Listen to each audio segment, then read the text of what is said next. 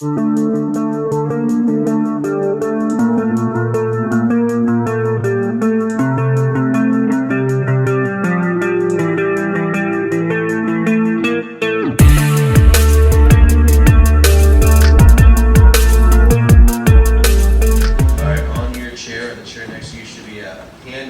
with some space for taking some notes, and then there's a couple Bibles out there, so if you're going to need or want a Bible, if you brought your own, awesome. I'm going to encourage you guys, we will open up God's Word, so bring your Bible if you have one. If you don't have one, see me or one of the leaders tonight, and we'll make sure you go home with a Bible tonight. If we haven't met yet, my name is Jay, and I have the great privilege of being here to work with you guys and be a part of this great ministry. And so we are thrilled that you're here. Last week we started a series called Created on Purpose. And the whole idea of this series is that we are trying to answer the question, why am I here? Why am I here, and what am I here for? And so last week we kicked that off. Before we get into it, I have a question for you. I want you, and on the paper there's a space for you to write this, I would like for you to define worship. So what is worship? Take like a minute or two, don't spend a lot of time on it, just whatever pops in your head. Don't Google it, don't use AI, don't get all fancy, just real quick, whatever pops in your head, what is worship? Fill that out real quick on your paper. Okay, I want you to look at your definition. Now I want you to think about some of the things that are important to you. And based on the definition you wrote down about worship, does anything about your life fall under that definition? In other words, when you think about the things that are important in your life, does the definition for worship, does it fit together? And if it is, write some of those things down. Think about some things in your life that are important to you. And if they fit under your definition of worship, write those things down. All right, you got it all done? Okay, look at your list. If you were to rank them, in the way of importance, how would you rank them? Figure that out real quick. Like 1, 2, 3, 4. Go ahead and rank those things as far as importance goes. What ones bring passion? What ones bring satisfaction? Which one of those things kind of give you the feel good? So mark those down. Most important, 1, 2, 3, 4. 1 being most important, and obviously just work down the line depending on how many you have. All right, you got them all ranked? Okay, last part of this, I promise. Now, anything on your list that brings you true satisfaction. Like when you're doing this thing, like it just brings a smile to your face. It makes you feel good. It just kind of, it fills your heart. It fills your soul with, like, I love doing this. So this is important and I feel good doing it. Go ahead and circle if you have any of those things. Okay, now with them circled, you're looking at your list. Now, look at your list. What if those things went away and no longer brought you satisfaction? What if those things went away and no longer brought you satisfaction? How would that impact or change your life? Okay? Hang on to that thought. There was a man who lived many years ago. His name was St. Augustine of Hippo. Sounds like a Nickelodeon TV show. You got Peppa Pig, you got Blue, you got Alvin and the Chipmunks, you got Augustine of Hippo. Like, that's going to be the new cartoon, right? But this guy is Augustine of Hippo. He was a highly influential Christian theologian and philosopher. And he's known for writing a lot of thoughts and things about our faith that we still cling to. Like back in the 4th and 5th century, this guy had significant influence on Western philosophy and Christian theology.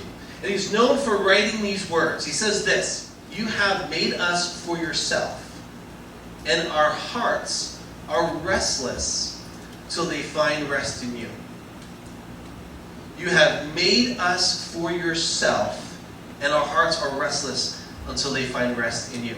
So the idea in what he's saying here is that we are restless in searching for something that brings us satisfaction. We search for stuff that brings us satisfaction. And in his mind, while we will search and search and search, and maybe one thing will bring us satisfaction for a little while, when it doesn't, we begin searching for something else. And so we're on this constant, restless pursuit of finding something that satisfies us and continues to satisfy us. And he believes that that person or that thing is that we learn how to trust in God. There was another man a little bit later called Blaise Pascal. He was a 17th century mathematician and philosopher. And he was credited with saying this popular idea. You may have heard of this. It's a lot more common than the thing from the hippo guy. He says this. He says, a God-shaped vacuum is in the heart of each man, which cannot be satisfied by any created thing, but only by God, the Creator. I'll read that again. There's a God-shaped vacuum in the heart of each man, which cannot be satisfied by any created thing, but only by God the Creator. And so Blaise Pascal, he echoes the words from Augustine. He says there's something in us, a void, a space, a longing, an emptiness, and we do everything we can to fill it, but there's nothing created that will ever suffice. We will always crave something more until we come to that place where God is what fills us. Last week we looked at Matthew 22, verses 36 through 38. Remember, we're looking on that age-old question of, why am I here? What am I supposed to do? And we said two things last week, and the screens aren't working, so you're going to have to write these notes down on your own, or remember from last week if you weren't here last week. This is just a little bit of a recap. One, we said that we were created by God, or we were created because God wanted to create us. That's by God's purpose. We are here because He wants us here. Okay? The second thing that we learned was we were created to fulfill the purpose that God has for us. That is the for. We were made by God and for God. In other words, there's a reason for why we're here. There is a purpose for us being on this planet. But tonight we're going to look at Matthew 22. We're going to go a little bit deeper. So open your Bibles. Matthew 22. We're going to spend some time looking at verses 35 through 40. Matthew 22, verses 35 through 40. I'm going to read it. You guys can follow along. And if you have your own Bible, feel free to highlight or underline. If you have one of our Bibles, yeah, you can underline there too, because it'll help somebody else when they come along. They'll see that's underlined. They'll think, ooh, this might be important. Just don't write like weird notes in our Bibles. Just, you can underline and highlight. We don't need weird stuff in there. All right, so we have these verses. Now remember, we said Matthew was an eyewitness to Jesus. He had backstage pass, front row seats, everything that Jesus said and did, he got a chance to see and learn. And then he provides these accounts for us in the book of Matthew. This is a place where he says something specific and important. And so Matthew writes it down and he gives us these words. He says, and one of them, a lawyer, asked him a question to test him. Verse 36. Teacher, what is the great commandment? Which is the greatest commandment of the law? And he said to him, Jesus said to him, you shall love the Lord your God with all your heart, with all your soul, with all your mind. For this is the great and first commandment. Now, there is a ton of stuff happening in these verses. And we said last week that this wasn't like a random passerby who saw Jesus teaching and just said, hey, I have a question. Let me ask you this question. This was something that was strategic. This lawyer was a Pharisee. He was someone who dedicated himself to studying and knowing the law. And his job was to hold the Hebrews accountable for the law. So this wasn't random. He's like, I know the law. I think I know the law better than you. So let me ask you this question so that we can try to trick you up and then get you in trouble with the people. And he says, one of all the laws, how many were there?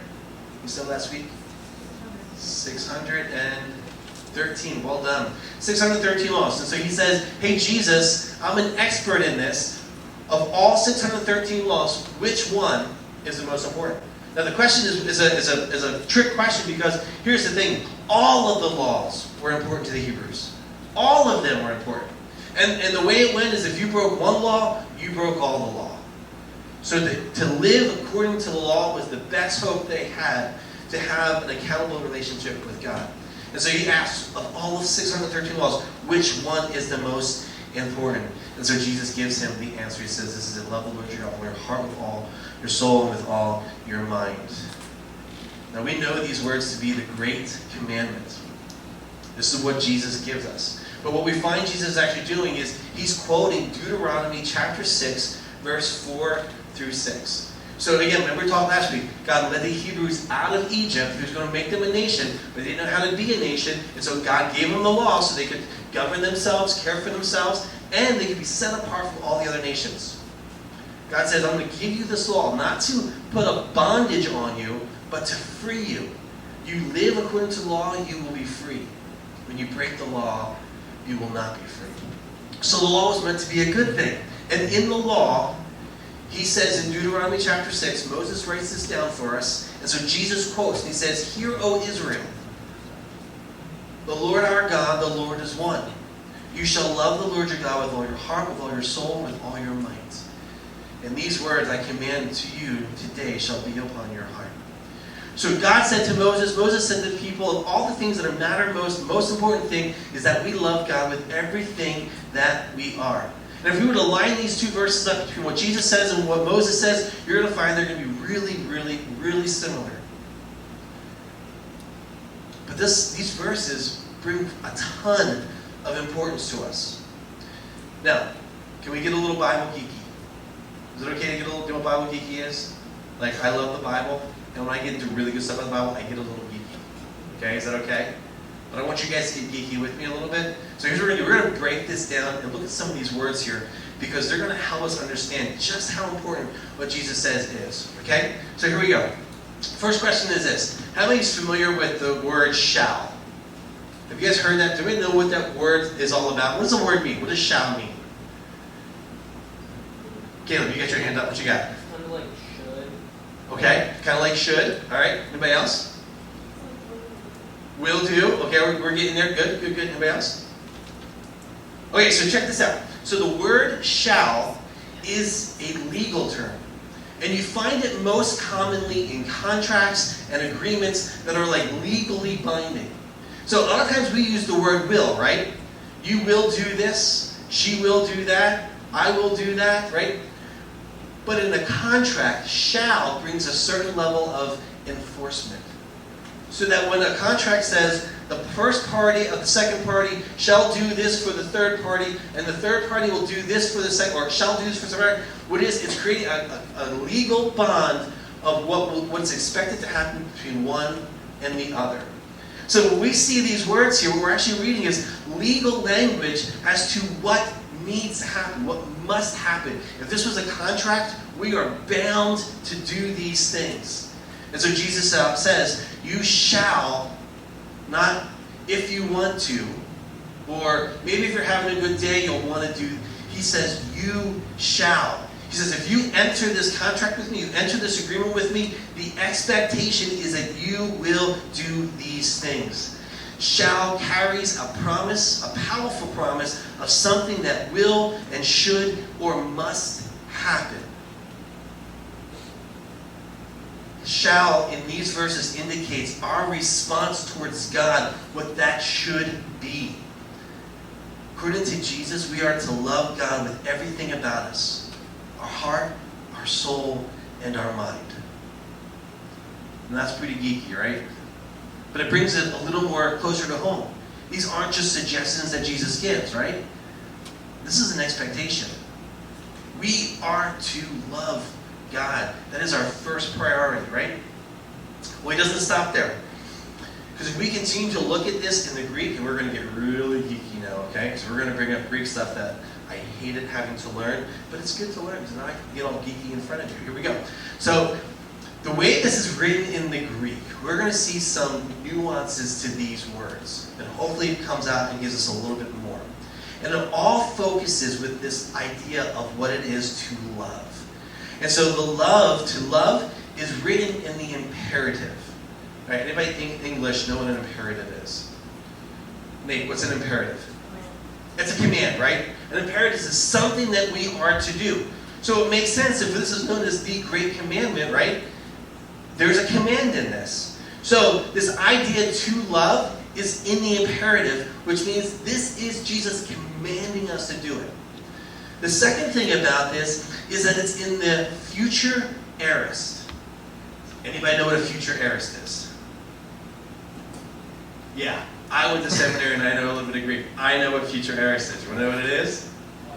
It means it's something that's ongoing. Okay?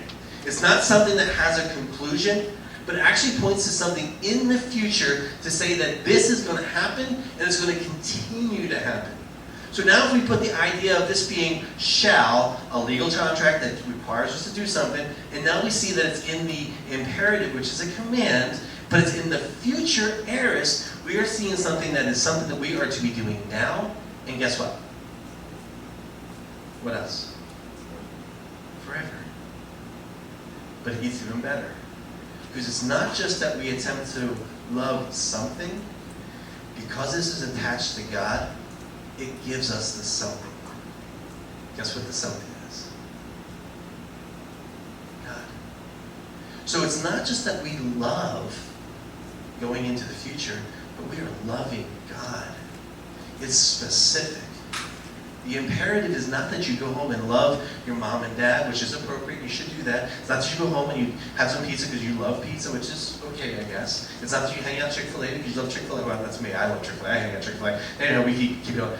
We do this because God is commanding, Jesus is commanding that we love God. He goes even one step further. Ready for one more step further? He gives us a specific of how. So we've got a command that this needs to happen, that we should be doing this, that it's a love now and ongoing. It's focused to God, but it also comes back to the how, and that is in that we love Him with all of our what? Heart, all of our soul, and all of our mind. So there are specifics in what we do and how we love. And those three things actually define for us what our response, what a love response towards God should look like. It's how we are to live. That every day we should be focused on loving God.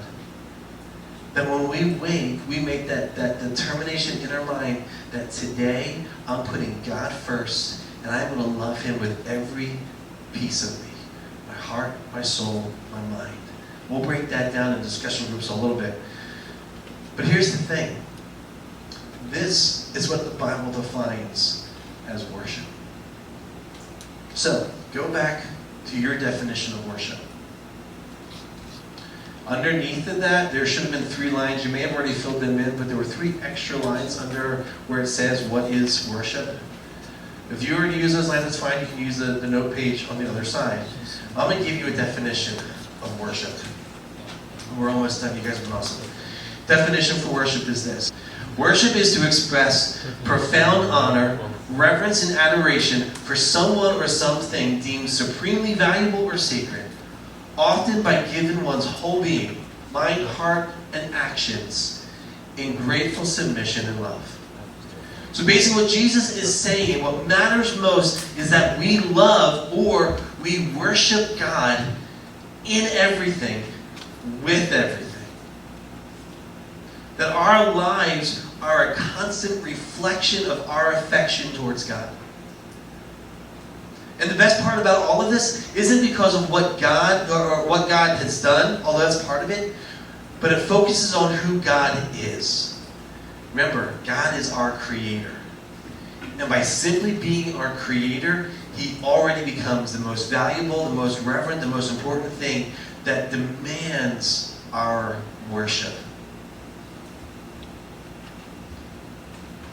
We love God in our worship. So, the question then is, what does your worship look like? What does your worship look like? Because if the philosophers are correct, inside each one of us there is a longing to love something and to love it so much that it becomes the center of our world. And I think sometimes the temptation is we see the things that are around us, and we're drawn to those things, and for a little while they satisfy, right? They make us feel good. And so we make them the center of our lives. Sometimes it's a thing, sometimes it's a sport, sometimes it's a person, sometimes it's a boyfriend or a girlfriend, but we take these things, we put them in that void, and we say, I have found my thing that satisfies me. My emptiness is now filled. But the problem is, it doesn't stay filled for long. Something happens. And that thing that we picked up, it goes away. And now we have this empty void again. But what Jesus is suggesting is that God, when we express our devotion to Him in love, when we worship Him the way we're supposed to, God fills that void. And God is the one thing that will never, ever go away. He provides the satisfaction that we need. He fills that void once and for all. I share with you guys a little bit about my story not too long ago. Some of you have heard it, some of you probably have not heard it yet, but I grew up in a very strong Bible church. When I went to church when I was a kid, my parents were very involved in church. We always used to say that we were at the church every day of the week, even when the doors were shut, we were at the church because my mom was the janitor, so we were always going to help clean the church. So we were literally at the church all the time. But I grew up in this church, and it was such a great church. It did such a great job of teaching me things about the Bible. It taught me a ton of things about God and about Jesus. But it wasn't until I was in my teenage years that I realized, wait a minute, I know a lot about God. I know a lot about Jesus.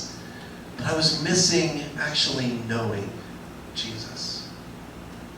See, we can get all bound up, even in the church. We can do all the things that we think are right. We can read our Bibles, we can have our quiet time, we can be able to recite memory verse after memory verse, we can quote all the different important things that we need to quote. We can say all 66 books and all 39 in the Old and all 27 in the New. We can have all of those things, but guess what? Knowing all of those things does not save us, and it is not leading into our worship of God. We need Jesus. We need a relationship with Him. And when we get that relationship with Him, everything changes. And all of a sudden, He becomes the center of our lives. And we're called to worship Him. A lot of times we think worship is just something that we do at church. It's a song on the radio. It's a band who plays. But worship is how we live. I want to give you 5 quick things. We're not going to define them. I'm going to give you 5 quick things, and we're going to wrap things up. First one is this. You have little spots on your papers. Worship is a heartfelt response. Worship isn't something that we do like robots. We don't just happen to do it because that's what's doing. We don't show up at church and say, okay, we're singing songs because we're singing songs. Like, there needs to be a heartfelt response. We want to love God in our worship.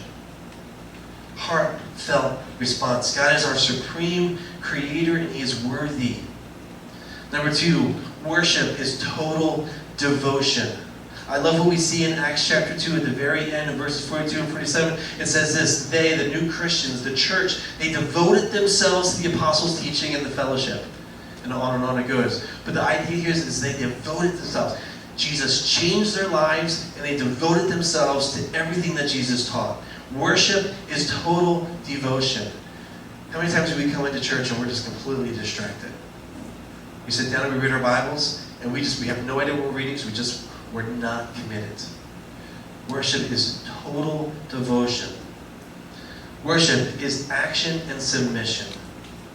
Worship is action and submission. And it includes the act of devotion, of praise, of service, study, and demonstrating our reverence. I love that Sam encouraged you to raise hands. There's a response that we need to have when we worship. And I'm not always there yet. When you talk about raising hands, I'm like this area. On a good song, when I move, I'm here. Okay? Someday I hope to be here. Amy and Brea, they're like, woo! I'm okay? But the idea is that we respond. We are moved to a place where there is a submission. God, you are God. I am not, and I am submitting myself to you. Worship is a life of obedience. Worship is a life of obedience. Romans 12, 1 and 2. Verse 2 says this, do not be conformed to this world, but transformed by the renewing of your mind. There has to be something changing in our lives. When we read the Bible, we do what it says. We allow it to change us. Fourth, or fifth, I think this is the last one. Worship is God-focused. Worship is God-focused. How many times have you walked into a worship service and at the end you walk out and feeling like, it was alright. They didn't sing my favorite song, so, or it was too loud. Or they sang that one song you really don't like. Or maybe that crazy person was up front doing, they dance a little too much. They actually feel weird because that's the wrong focus. That's the wrong focus. Our worship is God-focused. We come to church not because we're coming to church for us. We come to church because we want to worship God. That becomes part of our lives. It's not about the warm fuzzies. It's about us loving